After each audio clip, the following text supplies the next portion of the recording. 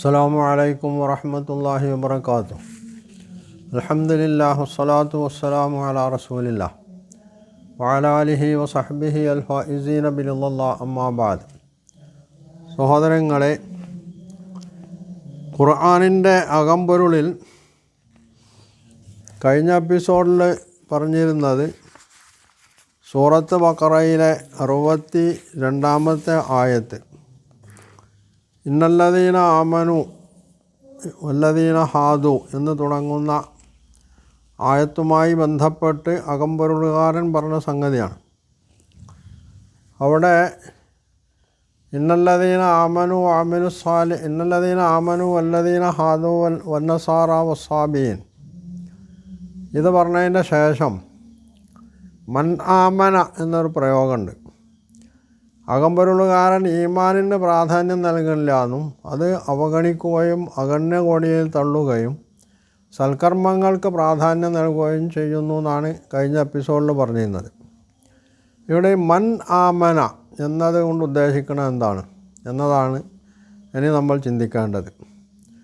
മുകളിൽ 4 വിഭാഗത്തെ, ഇന്നല്ലദീന ആമനു വിശ്വാസികൾ, വല്ലദീന ഹാദു യഹൂദർ, വന്നസാറ ക്രിസ്ത്യാനികൾ, വസാബിഈൻ സാബിയുകൾ, ഇത് വളരെ വിശദമായിട്ട് നമ്മൾ പറഞ്ഞാൽ ലോകത്തുള്ള എല്ലാ മതവിഭാഗങ്ങളെയും ഉൾക്കൊള്ളുന്നു എന്ന് നമുക്ക് പറയാം.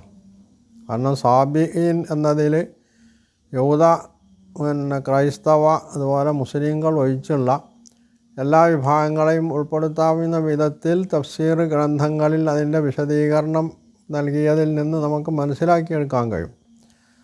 എല്ലാവരും അതിൽ ഉൾക്കൊള്ളേണ്ടതെന്നൊന്നും മുഫസ്സിറുകൾ പറഞ്ഞിട്ടില്ലെങ്കിലും ആ ഒരു വിശദീകരണത്തിൽ നിന്ന് നമ്മൾക്ക് മനസ്സിലാക്കാൻ പറ്റുന്ന ഒരു സംഗതിയാണ് ഇത് ലോകത്തുള്ള എല്ലാ മതവിഭാഗങ്ങളെയും ഉൾക്കൊള്ളുന്നുണ്ട്. ഇതിൽ ഒരിടത്തും വേദത്തെ സംബന്ധിച്ച് പറഞ്ഞിട്ടില്ല എന്ന് കഴിഞ്ഞ എപ്പിസോഡിൽ പറഞ്ഞു.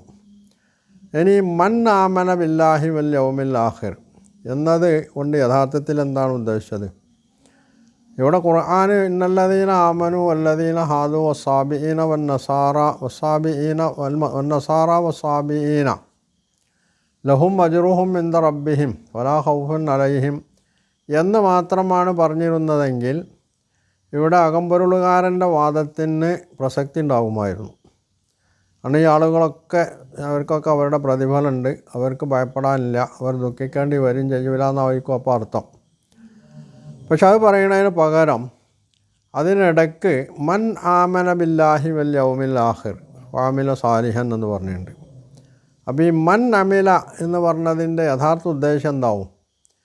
ഈ പറഞ്ഞ വിഭാഗങ്ങളിൽ നിന്ന് ഇവരൊക്കെ ലോകത്തുള്ള മതവിഭാഗങ്ങളാണ്, ചില ആശയങ്ങൾ ആദർശങ്ങളൊക്കെ അംഗീകരിക്കുന്നവരാണ് എന്നൊക്കെ ശരിയാണ്.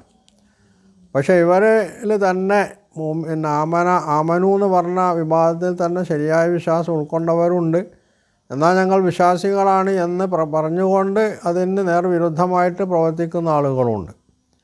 അപ്പോൾ ഇങ്ങനെയുള്ള എല്ലാ ആളുകളെയും എടുത്താലും ഈ ആളുകളിൽ നിന്ന് മൻ ആമന, അപ്പോൾ മൻ ആമന മിൻഹും എന്ന് വരും അവിടെ.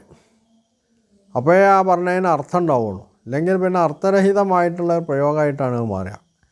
അപ്പോൾ ഈ കൂട്ടത്തിൽ നിന്ന് യഥാർത്ഥത്തിൽ അള്ളാഹുവിലും പരലോകത്തിലും വിശ്വസിക്കുകയും ആ വിശ്വാസത്തിനനുസരിച്ച് സൽക്കർമ്മങ്ങൾ അനുഷ്ഠിക്കുകയും ചെയ്തിട്ടുള്ള ആളുകൾ, അവർക്കാണ് പ്രതിഫലം നൽകാം, നല്ല പ്രതിഫലമുണ്ട് എന്ന് പറയുന്നത്. അവർക്കാണ് ഭയം ഉണ്ടാവില്ല എന്ന് പറയുന്നത്, അവരാണ് ദുഃഖിക്കേണ്ടി വരില്ല എന്ന് പറയുന്നതിനാണ് വരിക.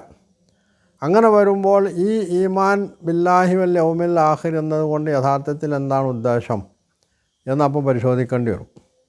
ഇവിടെ അകമ്പൊരുളുകാരൻ തന്നെ സമ്മതിക്കുന്ന ഒരു കാര്യമുണ്ട്. ഖുർആൻ ഒന്നിനെ വിശദീകരിക്കുകയാണ് ചെയ്യണമെന്നാണ്. ഖുർആനിൽ പരസ്പര വൈരുദ്ധ്യമല്ല എന്ന് പറയുമ്പോൾ ഖുർആൻ പരസ്പരം വിശദീകരിക്കുന്നുണ്ട്. അങ്ങനെ വിശദീകരിക്കുന്നുണ്ട് എന്നത് സമ്മതിക്കുമ്പോൾ ഈ ഈമാനും ബില്ലാഹി വൽ യൗമിൽ ആഖിർ എന്നത് യഥാർത്ഥത്തിൽ എന്താണ് ഉദ്ദേശിച്ചിട്ടുള്ളത്? ഖുർആൻ എന്താണോ ഈമാനും ബില്ലാഹി വൽ യൗമിൽ ആഖിർ, അള്ളാഹുവിലും പരലോകത്തിലും വിശ്വസിക്കുക എന്ന് പറഞ്ഞതുകൊണ്ട് അർത്ഥം ലക്ഷ്യമാക്കിയിട്ടുള്ളത് ആ വിശ്വാസം ഉൾക്കൊള്ളുമ്പോഴാണ് അയാൾക്ക് ഈ പറഞ്ഞ പ്രതിഫലം ഉണ്ട് എന്ന് പറയുന്നത്. ആ വിശ്വാസത്തിനനുസരിച്ചായിരിക്കണം അയാളുടെ സൽക്കർമ്മങ്ങൾ ഉണ്ടാവേണ്ടത്. അപ്പോൾ അത് അള്ളാഹുവിൽ സ്വീകരിക്കുള്ളൂ എന്നാണ് വരിക. മറിച്ചാവുമ്പോൾ അത് അള്ളാഹുവിങ്കൽ സ്വീകാര്യമല്ല എന്ന് വരും. അപ്പോൾ ഈ മന്നാമന ബില്ലാഹി വൽ യൗമിൽ ആഖിർ എന്ന് പറഞ്ഞതിൽ അള്ളാഹുവിൽ വിശ്വസിക്കുക എന്നതിൻ്റെ താല്പര്യം എന്താണ്? അള്ളാഹു അയച്ച ദൂതന്മാരെ കൂടി അംഗീകരിക്കാനുള്ളതാണ്. അവൻ അവതരിപ്പിച്ച ഗ്രന്ഥങ്ങൾ കൂടി അവതരിപ്പിക്കാനുള്ളതാണ്. അങ്ങനെ വരുമ്പോൾ മുഹമ്മദ് നബി സല്ലല്ലാഹു അലൈഹി വസല്ലമയെയും ഖുർആനിനെയും അത് അംഗീകരിച്ച് വിശ്വസിച്ച് അതിനനുസരിച്ച് പ്രവർത്തിക്കുമ്പോഴാണ് അയാൾ ഈമാനും ബില്ലാ മന്നാമന ബില്ലാഹി വൽ യൗമിൽ ആഖിർ വഅമില സാലിഹൻ എന്നതിൽ ഉൾപ്പെടുകയുള്ളൂ എന്നാണ് വരിക.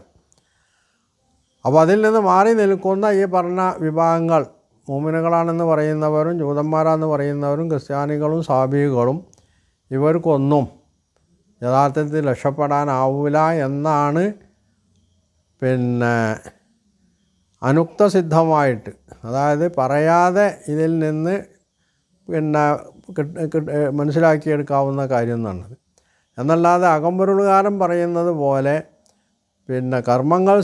സൽക്കർമ്മങ്ങൾ ചെയ്തുകൊണ്ട് മുമ്പോട്ട് പോയാൽ മാത്രം മതി എന്നുള്ള സാധാരണ അകമ്പൊരുളുകാരൻ പറയുന്നൊരു സംഗതിയാണ്. അതേവസരം ഇവിടെ ഈമാനും ബില്ലാഹി വൽ യൗമിൽ ആഖിറിനെ വിശദീകരിച്ചപ്പോൾ അതിൽ ഈമാനിൻ്റെ ചില വശങ്ങൾ മൂപ്പർ അംഗീകരിക്കുന്നുണ്ട്. പൂർണ്ണമായിട്ടത് പറഞ്ഞതൊക്കെ ശരിയല്ല, കുറച്ച് അബദ്ധങ്ങൾ അതിൽ പറഞ്ഞിട്ടുണ്ടെങ്കിൽ പോലും അവിടെ ഈമാൻ അംഗീകരിച്ചുകൊണ്ട് തന്നെയാണ് മൂപ്പർ മുമ്പോട്ട് പോകുന്നത്. അപ്പോൾ ഈ ഈമാൻ എന്നതുകൊണ്ട് യഥാർത്ഥത്തിൽ ഉദ്ദേശിച്ചത് എന്താണെന്നുള്ളത് വളരെ വ്യക്തമാണ്. വിശുദ്ധ ഖുർആനാണ് ഇത് പറയുന്നത് എന്നതുകൊണ്ട്, ഖുർആൻ മുഹമ്മദ് നബിയിലൂടെയാണ് അള്ളാഹു അവതരിപ്പിച്ചിട്ടുള്ളത് എന്നതുകൊണ്ട് ഖുർആനും മുഹമ്മദ് നബി സല്ലല്ലാഹു അലൈഹി വസല്ലമയും പറയുന്ന സംഗതികൾ അംഗീകരിക്കുകയും അതനുസരിച്ച് പ്രവർത്തിക്കുകയും ചെയ്യുന്നവർക്ക് അവർക്ക് നല്ല പ്രതിഫലമുണ്ടെന്നും അവർക്ക് ഭയപ്പെടേണ്ടില്ല, അവർ ദുഃഖിക്കുകയില്ല എന്നൊക്കെ പറയുന്നത് സാധകമാവുകയുള്ളൂ എന്നുള്ളതാണ് മനസ്സിലാക്കേണ്ടത്. അതിൽ നിന്ന് വ്യത്യസ്തമായി അകമ്പൊരുകാരന് തൻ്റെ സർവ്വവേദ സത്യവാദത്തിന് ഈ ആയത്ത് ഉദ്ധരിക്കുന്നു എന്ന് പറയുന്നത് ഖുർആനോട് ചെയ്യുന്ന ഏറ്റവും കടുത്ത അനീതിയാണ് എന്ന് മനസ്സിലാക്കേണ്ടതുണ്ട്. ഇനി അകമ്പൊരുളുകാരൻ ഇതുമായിട്ട് ബന്ധപ്പെട്ട് തുടർന്ന് പറയുന്നത് എന്താണ്? ഇവിടെ പറയുന്നത്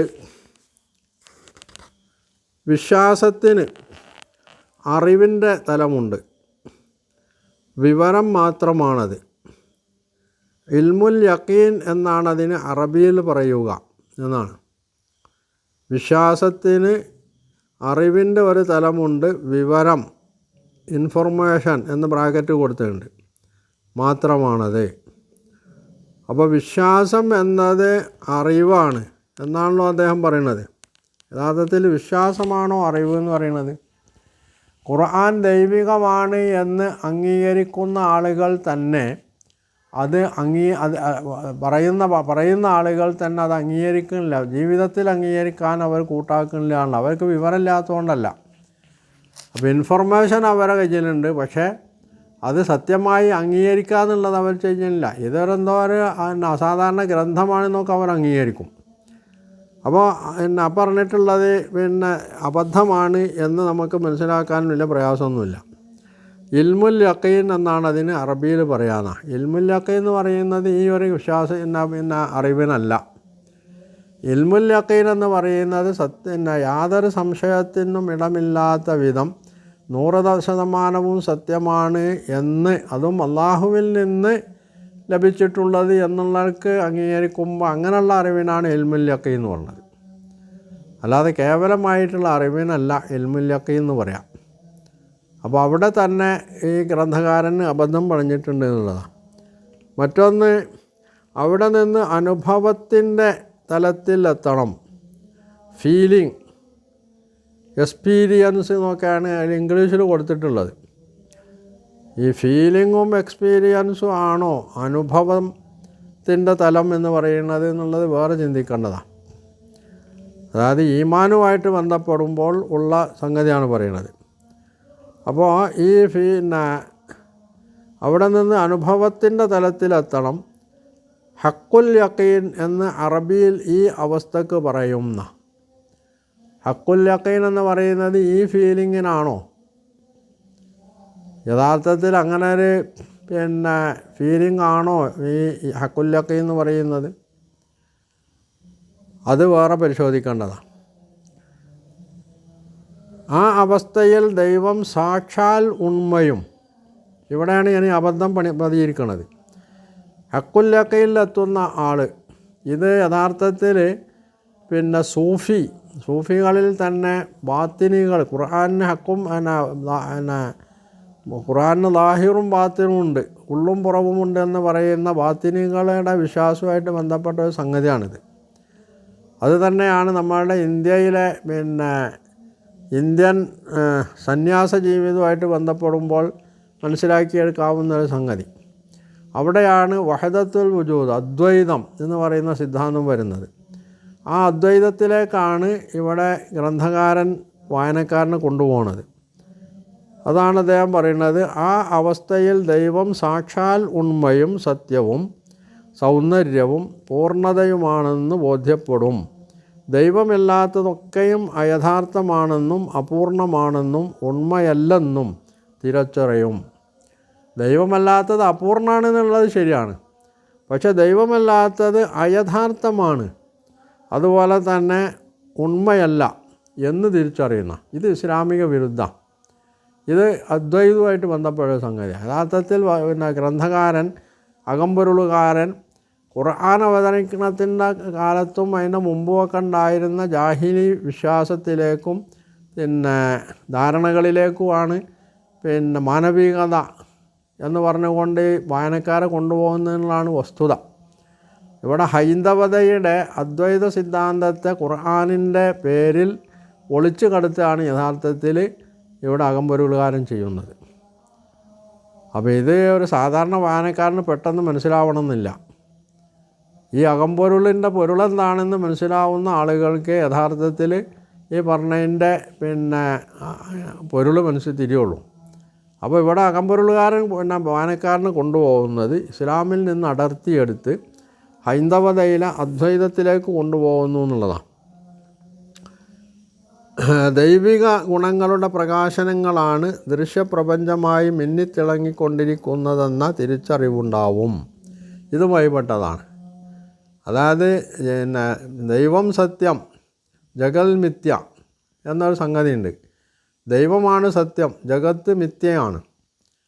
അപ്പോൾ ഇത് ദൈവത്തിൻ്റെ സ്വഭാവങ്ങൾ അവൻ പ്രകടിപ്പിക്കുന്ന ഒന്നാണ് ഈ പ്രപഞ്ചം, ജഗത്ത് എന്ന് പറയുന്നത് എന്നുള്ളതാണ് ഹൈന്ദവ അദ്വൈത സിദ്ധാന്തത്തിൻ്റെ വാദഗതിയാണത്. ആ വാദഗതിയാണ് ഇവിടെ ഇസ്ലാമിൻ്റെ പേരിൽ മാനവികതയുടെ പേരിൽ ഖുർആനിൻ്റെ അകമ്പടിയോടുകൂടി ഗ്രന്ഥകാരൻ ഇവിടെ വായനക്കാരനെ ബോധ്യപ്പെടുത്താൻ ശ്രമിക്കുന്നത് എന്നുള്ളതാണ്. അപ്പോൾ യഥാർത്ഥത്തിൽ ഇസ്ലാമിൽ നിന്ന് കുഫറിലേക്കും ഷിർക്കിലേക്കും ആളുകളെ തെളിയിക്കാൻ വേണ്ടി എഴുതിയുണ്ടാക്കിയിട്ടുള്ള ഒരു ഗ്രന്ഥമാണ് ഈ അകമ്പൊരുൾ എന്ന് പറയുന്ന സാധനം എന്നുള്ളത് ഇതിൽ നിന്ന് വളരെ വ്യക്തമായി ബുദ്ധിയുള്ളവർക്ക് മനസ്സിലാക്കാൻ കഴിയും. ഖുർആനോട് താല്പര്യമുള്ള ആളുകൾക്ക് മനസ്സിലാക്കാൻ കഴിയും എന്നുള്ളതാണ് വസ്തുത.